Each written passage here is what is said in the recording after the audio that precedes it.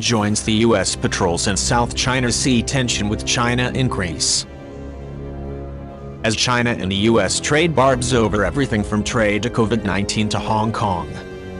The two powers are at greater risk of careering into physical confrontation. And nowhere are their warships and fighter jets coming as close to each other with as much frequency as the South China Sea.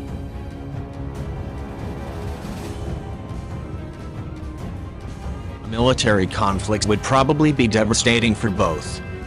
There are no signs that either side actually wants one. Still, in times of high tension, miscalculations can have unintended consequences. In the first 4 months of the year, the U.S. Navy conducted 4 freedom of navigation operations, known as FONOPS, in the South China Sea, which is crisscrossed by competing claims by nations including China, the Philippines, Vietnam and Malaysia.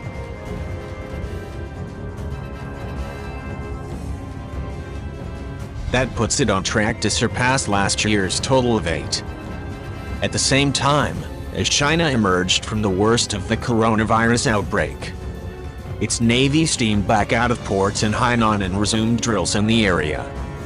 It's a high-stakes game of cat and mouse between the militaries of two countries with a history of near misses. With President Donald Trump months from an election, and President Xi Jinping rattling nationalistic cages at the home to distract from a wounded economy, the mood is less conducive to the careful diplomacy needed to defuse a standoff at sea.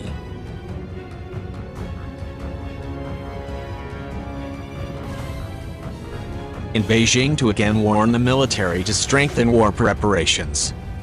While a premeditated armed conflict between China and the U.S. is a remote possibility, we see their military assets operating in greater regularity and at higher intensity in the same maritime domain.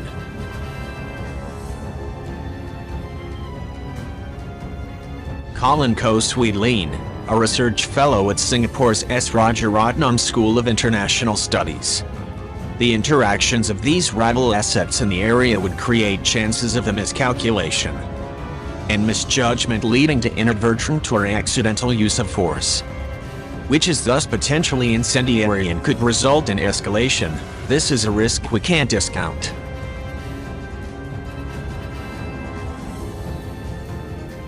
The US and China have been dancing around each other in the South China Sea for years.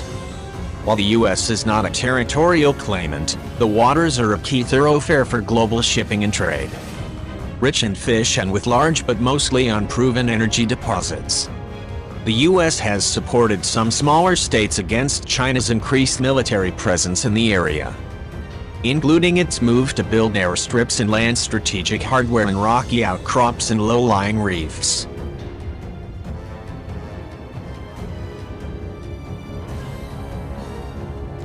Beijing has also in recent times deployed Coast Guard vessels decked out with the same level of armory as a standard Navy ship to escort its fishing fleets.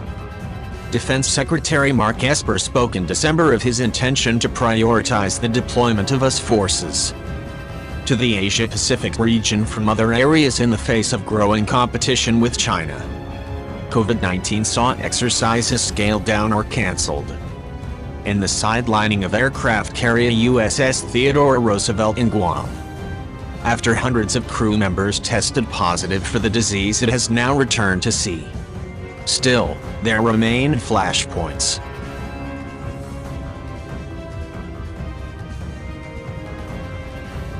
Deputy Assistant Secretary of Defense for Southeast Asia, Reid Werner, last week warned of a very worrisome trend line during an interview with Fox News, accusing China of the harassment of the Arleigh Burke-class destroyer USS Mustin while it patrolled the South China Sea. He also cited at least 9 instances of Chinese fighter jets doing the same to the U.S. reconnaissance aircraft.